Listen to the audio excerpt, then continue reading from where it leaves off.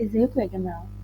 الفيديو بتاعنا النهاردة هنتكلم فيه عن أجمل اللي قاله دكتور إبراهيم الفقي، الراجل اللي حكم وكلامه ألهموا ناس كتير وغيروا حياتهم للأحسن. هنستعرض مع بعض النهاردة البعض من حكمه ونشوف ازاي نقدر نطبق الحكم دي في حياتنا اليومية ونواجه بيها التحديات اللي بنعدي بيها. فلو مهتمين تتعرفوا على حكم ونصايح ممكن تغير حياتكم تابعوني لآخر الفيديو، وما تنسوش تشتركوا في القناة وتفعلوا الجرس عشان يوصلكم كل جديد. الحكمة رقم 1: لا تحزن على شيء فقدته، فربما لو امتلكته لكان الحزن أكبر.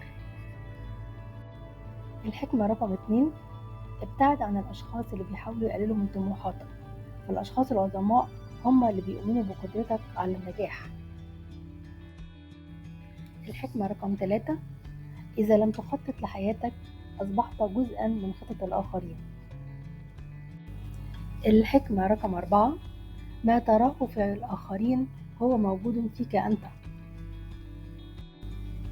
الحكمة رقم 5: التغيير قرار، والإرادة قوة، والإيمان شجاعة، أما الحب فهو أعظم طاقة على وجه الأرض.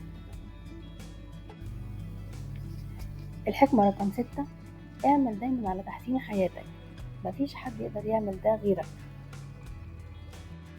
الحكمة رقم 7: السعادة مش في امتلاك الأشياء، السعادة في الشعور بالرضا والراحة الداخلية. الحكمة رقم 8: انت الوحيد اللي يقدر يحدد قيمتك، ما تسيبش حد يقلل منها. الحكمة رقم 9: الماضي صفحة راحت بس المستقبل بين ايديك، ابتدي النهاردة وانسى اللي فات. الحكمة رقم 10: كل فشل هو خطوة للأمام، لو عرفت ازاي تستفيد منه وتتعلم من أخطائك. الحكمة رقم 11: لو عايز تغير العالم ابدأ بتغيير نفسك أولا. الحكمة رقم 12: الأحلام الكبيرة بتحتاج لخطوات صغيرة ومستدامة عشان تتحقق. الحكمة رقم 13: الصبر مش إنك تستنى، الصبر هو إزاي تتعامل مع الظروف لحد ما توصل للي انت عايزه. الحكمة رقم 14: اللي بيبص لفوق دايما عمره ما يشوف العقبات اللي تحت رجليه. الحكمة رقم 15 والأخيرة في الفيديو اللي معانا: الكلام من غير فعل زي الشجر من غير ثمر. وبكده نكون وصلنا لنهاية الفيديو. أتمنى تكونوا استفدتوا من الحكم والنصايح اللي شاركناها النهاردة من دكتور إبراهيم الفقي.